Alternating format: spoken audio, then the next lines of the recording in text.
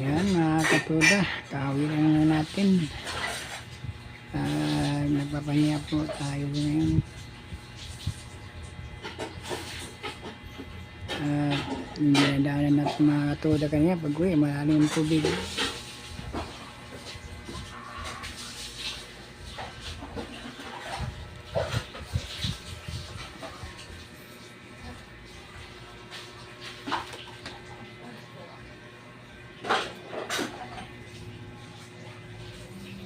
Yan po mga katuda, yung dinadaanan natin kanina.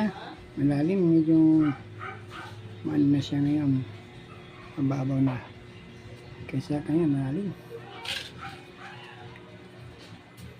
Ayan o, yan ang dinadaanan ko kanina o, malalim yan ngayon.